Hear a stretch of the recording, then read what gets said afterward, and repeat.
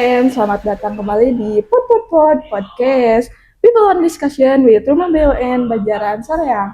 Podcast yang jadi teman setia kamu sambil ngopi, sambil produksi, bahkan sambil ngebungkus orderan. Di sini kita ngobrol santai tapi penuh makna, bahas semangat usaha dan cerita nyata pelaku UMKM langsung dari lapangan. Di episode terbaru kita kali ini akan membahas sesuatu yang sangat menarik dan penting, yaitu usaha berbasis komunitas dengan tema kolaborasi menjadi inspirasi. Nah, pada episode kali ini kita akan kupas tuntas gimana sih kolaborasi antar anggota komunitas bisa menjadi sumber inspirasi dan kekuatan untuk usaha kita. Jangan sampai nanti dengerin ini sendirian ya.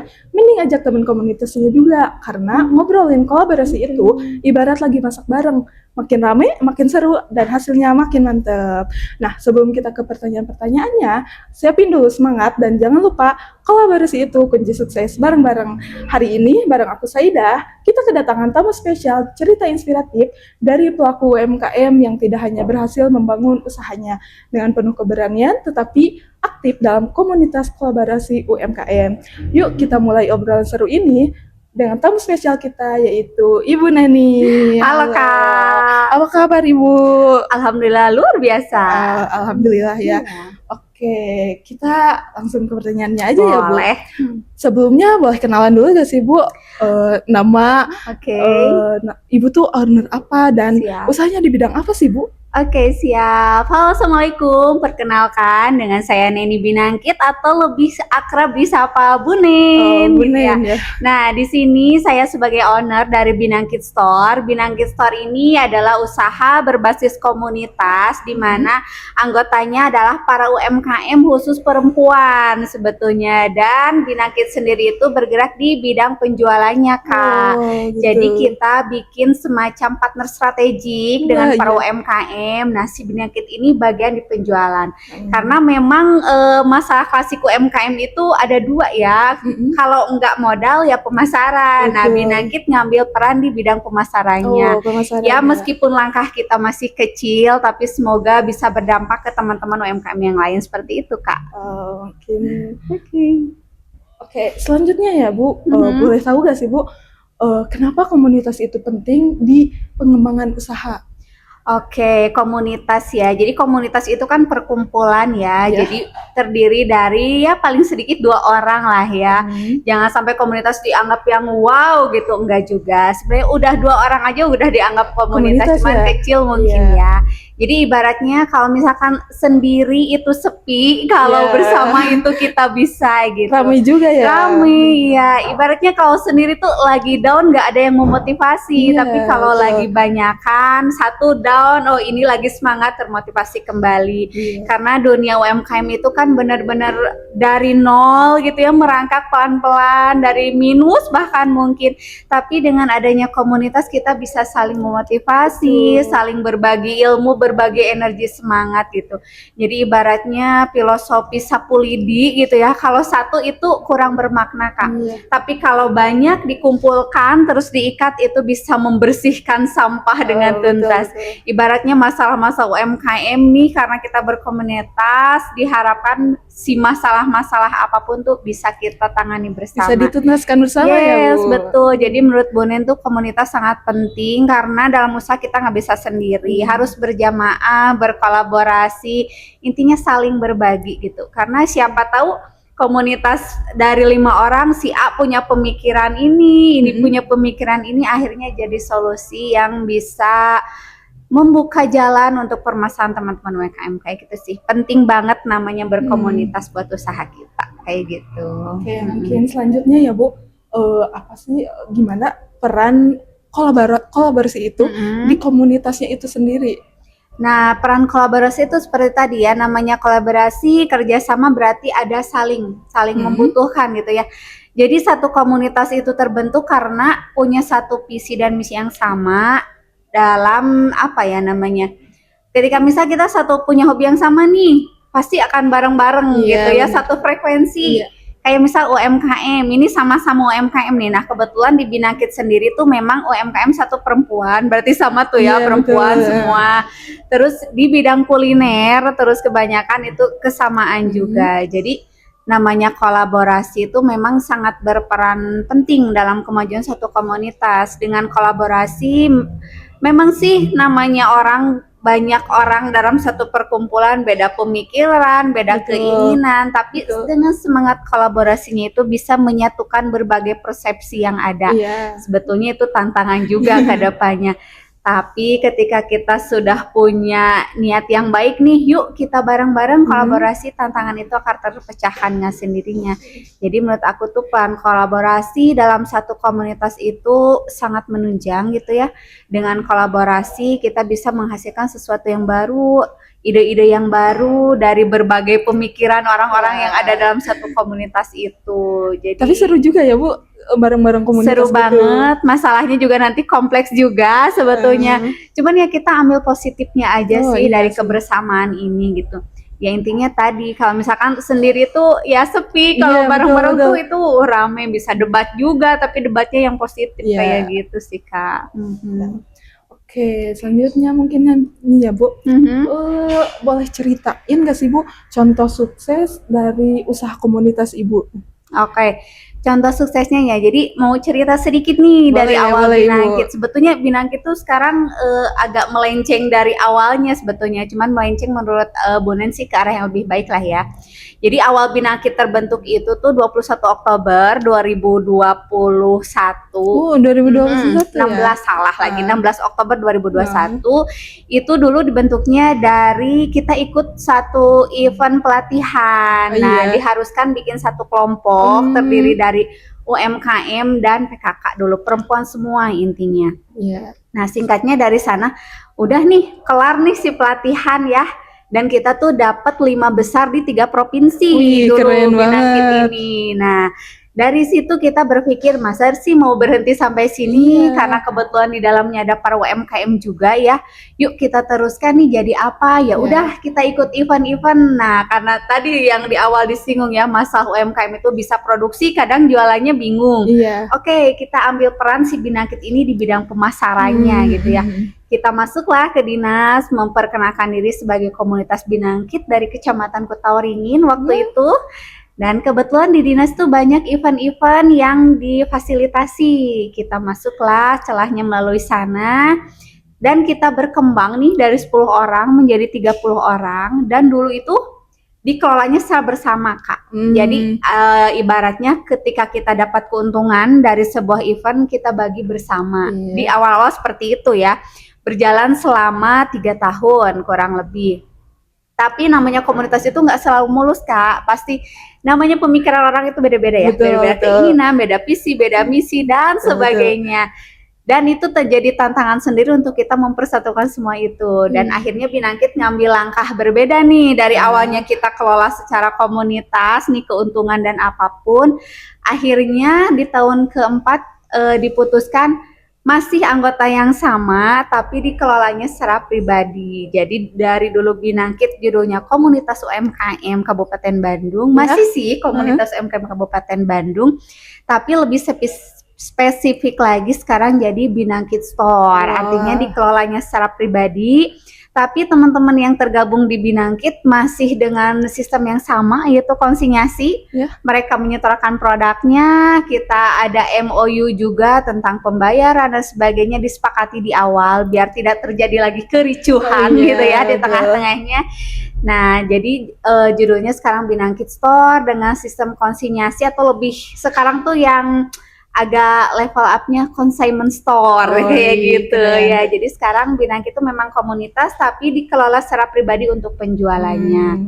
Tapi untuk kalau cerita sukses Binangkit seperti itu ya. Tapi misalkan di luar tuh banyak banget dari awalnya komunitas bisa sukses gitu. Misal aja nih perhimpunan para pengusaha muda ya kayak HIPMI gitu ya. Itu kan komunitas juga yang menghasilkan ide luar biasa gitu ya. TDA, banyaklah perusahaan besar juga kalau boleh sebut nama kayak Unilever, itu kan juga dari komunitas gitu ya. Maksudnya bukan hanya dia yang produksi tapi meng-hire berbagai produk dan di dalam satu nama gitu ya. Memang seperti itu sih Kak kalau yang Bunen tahu gitu. Mungkin ada tantangan lain gak sih Bu selain tadi dari mungkin perbedaan pendapat, perbedaan visi misi, ada tantangan lain gak sih Bu dari sana? banyak sebetulnya ya tantangannya, namanya ya jangankan banyak orang sampai ber-30 orang, berdua saja gitu ya di rumah tangga misal suami istri itu pasti berbeda pendapat. Jadi tantangan yang utama ya memang itu perbedaan pendapat, terus perbedaan keinginan, perbedaan wawasan dan keilmuan juga Kak. Kadang misalkan kita ada satu permasalahan dari sudut pandang A begini, sudut pandang B begitu, itu satu tantangan juga. Selain itu kredibilitas Kak yang harus dijaga ketika kita berkomunitas itu, apalagi sebagai koordinatornya misalkan, itu kredibilitas itu utama yang harus dijaga. Paling utama ya kredibilitas. Iya, karena misalkan kalau anggota sudah tidak percaya tentang kepengurusan suatu komunitas, apalagi ini di bidang penjualan yang berhubungan dengan uang, wah uang itu segalanya ya Bu. sensitif banget gitu ya. Jadi dari awal tuh si Binangkit memang ya perjalanan 4 tahun lumayan lama ya. Jadi manis asam asin tentang berkomunitasnya terasa, meskipun kami bukan komunitas yang besar ya, komunitas yang kecil, tapi jadi pelajaran gitu bahwa ketika kita berkomunitas, yang pertama komunikasi yang aktif dan lancar, yang baik gitu ya. Komunikasi intinya harus dijaga antar sesama anggota. Kemudian kredibilitas itu, kepercayaan utama, karena sedikit aja udah ada celah yang memungkinkan orang tidak percaya, udah rusak itu semuanya. Kredibilitas, komunikasi, dan jangan hanya secara lisan Kak. Jadi kalau kita mau jadi komunitas yang memang kedepannya profesional gitu, harus ada MOU tersendiri nih. Kayak Binangkit misalkan ketika ada teman-teman UMKM yang mau menitipkan produknya, kita ada surat perjanjian lah ya, MOU kayak misalkan gitu perjanjian pembayarannya berapa lama, produk yang distorkannya berapa banyak, returnya bagaimana, pokoknya hal-hal itu tuh harus dibicarakan di awal. Tapi yang namanya hubungan antar manusia gitu ya, ada aja. Nah, cara menyelesaikan konfliknya juga kita ya harus dengan baik-baik, bermusyawarah, seperti itu sih Kak. Oke, mungkin ada ini gak sih Bu, tips Ibu cara ngebangun kepercayaan sama anggota komunitas Ibu nih, gimana? Oke, tipsnya kayak yang tadi aja ya. Jadi ya kalau kita udah jadi orang yang kredibel, terpercaya gitu, mau di ruang manapun kita pasti mudah untuk melangkah Kak. Tapi kalau misalkan kita udah sedikit aja gitu membuat kesalahan yang tidak dimaafkan, intinya tentang uang sih ya Kak. Kalau di penjualan kayak gini ya udah, tips dari saya yang paling itu menjaga kepercayaan, terus komunikasi yang baik, transparansi gitu ya, tentang apa sih namanya, laporan penjualan dan sebagainya. Ya itu jadi reminder sendiri sih buat Bu Nin, maksudnya Bu Nin ini koordinator di Binangkit Store nih, harus menjadi orang yang kredibel, terpercaya gitu, harus bisa transparan tentang laporan keuangan dan sebagainya kepada anggota. Terus juga harus bisa menjaga komunikasi yang aktif dengan sesama komunikasi anggota. Tuh kadang disepelein ya Bu. Iya gitu, jadi kadang misal nih di grup nih ya, sehari aja nggak ada hai apa kabar, atau itu tuh udah ih kenapa nih, ada apa nih gitu. Tapi kalau say hello aja, hai apa kabar, semangat ibu-ibu, bla bla bla bla bla, pagi itu aja dulu. Ya memang selanjutnya nggak ada deh. Tidak semudah yang dibicarakan ya Kak, apapun tuh perlu proses. Dan yang misalkan di awal kita udah jadi, menjaganya juga itu sesuatu yang butuh effort yang tinggi gitu ya. Ya tapi dijalani sajalah, namanya udah diniatkan usaha memang di bidang ini, apapun yang terjadi kita lalui gitu, kita hadapi bersama. Gak gampang sih Kak. Kalau orang mungkin melihatnya, oh seneng ya Binangkit bisa ikut event itu, event ini. Tidak semudah itu kawan perjuangannya gitu ya. Banyak hal yang kami alami, konflik-konflik intern gitu. Tapi ya itulah bumbu-bumbu dalam kami berkomunitas seperti itu. Mungkin lanjut ya Bu. Kan, sekarang usahanya udah mulai lancar mungkin ya Bu. Tips and trick Ibu mertahanin usahanya gimana sih Bu? Tips and trick. Sebetulnya nggak bisa dijabarkan dengan itu ya, cuman yang kerasa itu aja sih Kak. Sebetulnya dalam berkolaborasi, berkomunitas itu ya, yang penting dijaga itu kepercayaan dan komunikasi sih sebetulnya Kak. Balik lagi ya, itu komunikasi. Ya intinya menyatukan berbagai kepala gitu ya. Kalau tidak dengan komunikasi, misal nih ada orang yang nggak setuju nih dengan cara Bu Nen kayak gini. Kalau nggak dikomunikasikan kan dia malah unek-unek dipendem, bisa jadi cerita keluar dan malah jadi bumerang buat komunitas kita gitu. Tapi kalau misalkan nih, apalagi sebagai koordinatornya bisa terbuka, bisa mendengar keluh kesah anggota gitu ya, intinya komunikasi yang baik, efektif juga, ya mungkin setiap permasalahan bisa diselesaikan. Jadi sebetulnya balik lagi ke yang tadi, intinya komunikasi dan kepercayaan harus dijaga. Nomor 1 ya itu, Bu? Nomor 1, betul. Karena kalau udah berdua aja nih, aku sama kakak udah diam-diam ya udah kita nggak jadi acara ini. Dan komunikasi itu sangat penting gitu ya di antara kita. Apalagi kita sebagai UMKM nih, yang memang harus jago ngomong gitu ya, harus bisa berkomunikasi dengan baik, bernegosiasi agar menghasilkan ini nih, ketemu konsumen-konsumen yang loyal tuh. Makanya seni dalam berkomunikasi yang baik itu tuh harus benar-benar dipelajari dan diterapkan gitu. Intinya ya mungkin jangan banyak bohong gitu ya, harus jujur, transparan ya, Bu. Biar dipercaya sama orang. Dan itu tuh bukan hal yang dibuat-buat, tapi benar-benar harus tulus keluar dari hati kita, yang benar-benar niat kita yang lurus untuk usaha komunitas ini bisa berjalan dengan baik dan lancar, seperti itu Kak. Ya, Bu. Yes. Oke, mungkin Ibu kan sekarang udah jadi binaannya Rumah BUMN Banjaran Soreang ya, Bu. Nah, gimana sih awalnya Ibu bisa terhubung ke RB ini, dan apa sih manfaat yang Ibu dapetin selama jadi binaan Rumah BUMN Banjaran Soreang ini? Oke, nah awalnya Bu Nen ketemu RB tuh di 2016 karena waktu itu masuk juga ke komunitas PPKM namanya ya. PPKM yang ada di Kabupaten Bandung itu kumpulan para wirausaha di Kabupaten Bandung. Dulu masih di Soreang kan. Nah, masuklah ke RB itu. Ternyata ikut pelatihan 2 kali kalau nggak salah, vakum lah dari situ, nggak ada lagi info. Barulah di tahun berapa ya, 2022-an mungkin ya, ada WA group yang ternyata si anggotanya tuh hampir 400 orang. Pas lihat, oh ini RB gitu, waktu itu masih di Soreang, dan ternyata Kang Helmi yang itunya. Nah, dari situ mulai aktif ikut pelatihannya, dan ternyata pelatihan RB tuh rutin dan kontinu gitu, nggak cuman yang sekarang pelatihan udah didiamin nggak ada apa-apa lagi, enggak, tapi kita benar-benar dibina dari pelatihan yang kontinu. Setiap, kalau dulu 2 minggu sekali selalu ada, dan sekarang juga malah bertambah ya, apalagi ada kakak-kakak yang luar biasa nih di sini, makin menambah semangat di RB. Nah, awal mulanya dari grup WA itu Kak, berkembang sampai sekarang ke pelatihan, dari pelatihan ke pelatihan, dan materi-materi yang ada di RB itu bisa dipraktekkan di usaha kita gitu. Jadi banyak hal, nggak hanya materi tentang digital, pemasaran ada, keuangan ada, pokoknya dengan mentor-mentor yang terbaik nih, dengan kakak-kakak pembina yang terbaik, pokoknya the best banget bisa berada di RB. Apalagi di event kemarin yang luar biasa, wah, pokoknya aplaus yang terbaik buat RB. Terima kasih nih buat Rumah BUMN Telkom Soreang Banjaran yang telah memfasilitasi kami UMKM mempertemukan ini Kak, menambah jejaring gitu kalau di RB. Karena ternyata UMKM binaan RB itu banyak, dan kita setiap kali pertemuan bertemu dengan teman baru. Dan boleh jadi walaupun mereka UMKM, bisa jadi mereka salah satu calon konsumen kita mungkin, atau partner kita mungkin ke depannya, atau mungkin investor kita nanti ya, kita belum tahu ya.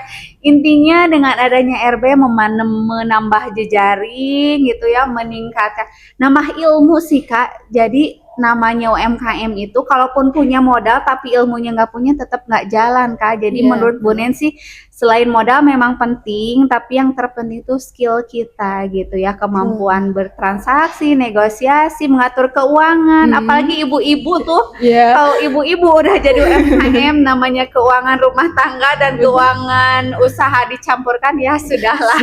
Judulnya kesana semrawut. Nah, di RB diajarkan nih bagaimana cara mengelola keuangan, manajemen SDM dan sebagainya. Pokoknya the best buat RB, seperti itu. Oke, mungkin pertanyaan terakhir nih Bu. Siap. Ada mimpi atau target besar gak sih Bu yang pengen Ibu capai gitu?